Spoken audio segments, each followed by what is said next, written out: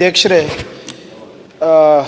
ಹಿರಿಯ ಶಾಸಕರಾದಂಥ ಯತ್ನಾಳ್ ಅವರ ಕಾಳಜಿ ಭಾಳ ಸಹಜ ಮತ್ತು ನಮಗೂ ಅರ್ಥ ಆಗುತ್ತೆ. ಅಧ್ಯಕ್ಷರೇ, ಮೊದಲನೇದಾಗಿ ಅವರಿಗೆ ಅವರ ಗಮನಕ್ಕೆ ತಮ್ಮ ಮುಖಾಂತರ ತರಲಿಕ್ಕೆ ಬಯಸೋದೇನೆಂದರೆ, ಈ ಪಂಚಾಯತ್ ರಾಜ್ ಆ್ಯಕ್ಟನ್ನು ಹೋದ ಅಧಿವೇಶನದಲ್ಲಿ ನಾವು ತಿದ್ದುಪಡಿ ತಂದ್ವಿ. ಇದೇ ಸದನದಲ್ಲಿ ಸಾಕಷ್ಟು ಚರ್ಚೆ ಆಗಿ ಇದು ತಂದರೆ ಒಳ್ಳೆಯದಾಗುತ್ತೆ ಅಂದ್ಬಿಟ್ಟು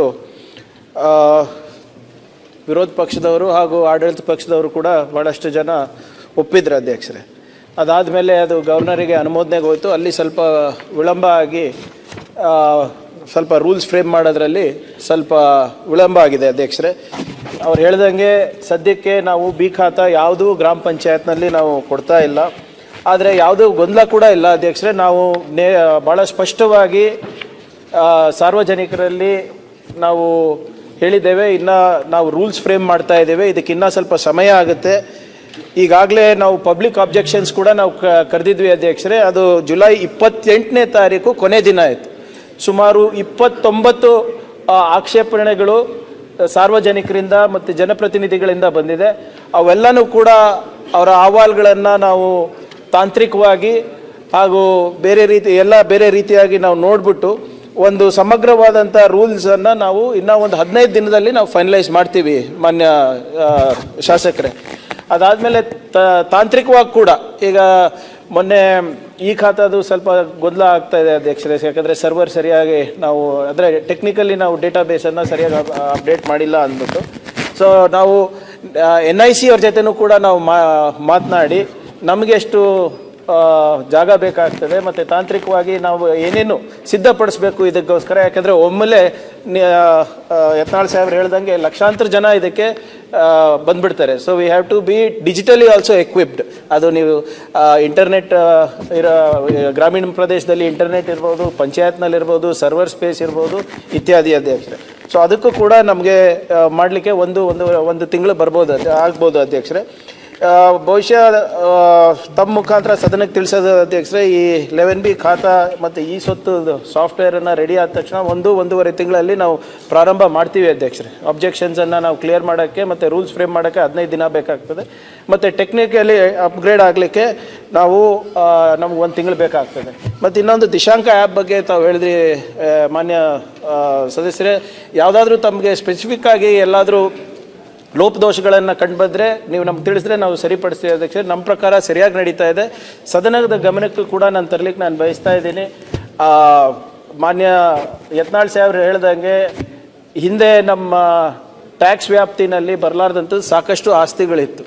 ಕಳೆದ 2 ವರ್ಷದಲ್ಲಿ ನಾವು ನಿರಂತರವಾಗಿ ನಮ್ಮ CEOಗಳ ಮುಖಾಂತರ ಇರ್ಬೋದು, ನಮ್ಮ EOಗಳ ಮುಖಾಂತರ ಇರ್ಬೋದು, ಹೆಚ್ಚಿನ ಆಸ್ತಿಗಳನ್ನು ನಾವು ತೆರಿಗೆ ವ್ಯಾಪ್ತಿಗೆ ತರಲಿಕ್ಕೆ ಪ್ರಯತ್ನ ಮಾಡಿದ್ದೀವಿ.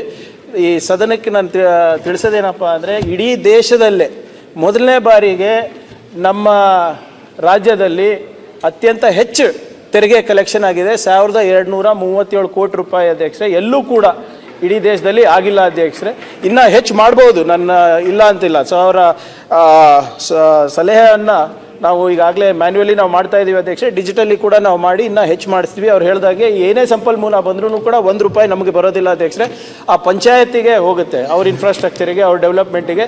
ಅದು ಕೂಡ ನಡೆದಿದೆ. ಈ ಒಂದು ರೂಲ್ಸು ಮತ್ತು ಈ ನಮ್ಮ ಒಂದು ತಿದ್ದುಪಡಿಗಳನ್ನು ನಾವು ತಂದ ಮೇಲೆ ಇದು ಅವ್ರು ಹೇಳ್ದಂಗೆ ಇನ್ನು 1000 ಕೋಟಿ ರೂಪಾಯಿ ಜಾಸ್ತಿ ಆದಾಯನೂ ಕೂಡ ಬರುತ್ತೆ ಮತ್ತು ಜನರಿಗೆ ಸ್ವಲ್ಪ ರಿಲೀಫ್ ಕೂಡ ಸಿಗುತ್ತೆ. ಅಧ್ಯಕ್ಷರೇ, ಯಾರು ಅಕ್ರಮ ಸಕ್ರಮ ಮಾಡ್ಕೊಳ್ಳಿಕ್ಕೆ.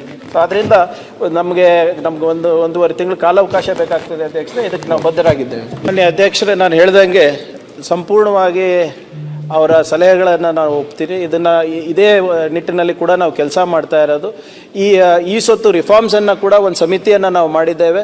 ಅದನ್ನು ನಾನು ಹೇಳ್ದಂಗೆ ಇವೆಲ್ಲ ಏನು ಆಕ್ಷೇಪಣೆಗಳು ಬಂದಿದೆ ಅದೆಲ್ಲ ಪರಿಶೀಲನೆ ಮಾಡಿ ರೂಲ್ಸನ್ನು ಒಂದು 15 ದಿನದಲ್ಲಿ ಮಾಡ್ತೀನಿ. ಅದರಲ್ಲೂ ಕೂಡ ಏನಾದರೂ ತಮಗೆ ಅನಾನುಕೂಲ ಆಗ್ತಾ ಇದ್ದರೆ ಅದು ನೀವು ನಮ್ಗೆ ಹೇಳಿದ್ರೆ ಅದನ್ನು ಕೂಡ ಸರಿಪಡಿಸ್ಲಿಕ್ಕೆ ತಯಾರಿದ್ದೇವೆ. 1ನೇದು.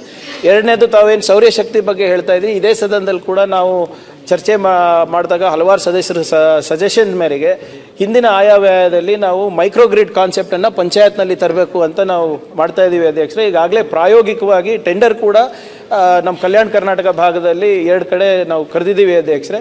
ಆ ಮೈಕ್ರೋಗ್ರಿಡ್ ಕಾನ್ಸೆಪ್ಟ್ನಲ್ಲಿ ನಮ್ಮ ಅಂದರೆ ಪಂಚಾಯತ್ ವ್ಯವಸ್ಥೆಯಲ್ಲಿ ನಮಗೇನೇನು ಇಂಧನದ ಬೇಡಿಕೆ ಇದೆ, ಎನರ್ಜಿದ ಬೇಡಿಕೆ ಇದೆ, ಅದು ಸ್ಟ್ರೀಟ್ ಲೈಟಿಂಗ್ ಇರ್ಬೋದು, ಪಂಚಾಯತ್ ಬಿಲ್ಡಿಂಗ್ ಇರ್ಬೋದು, RWSಗೆ ಜಾಕ್ವೆಲ್ಲಿಗೆ ಎಲ್ಲ ಬೇಕಾಗಿರ್ತದೆ ಅಧ್ಯಕ್ಷರೇ.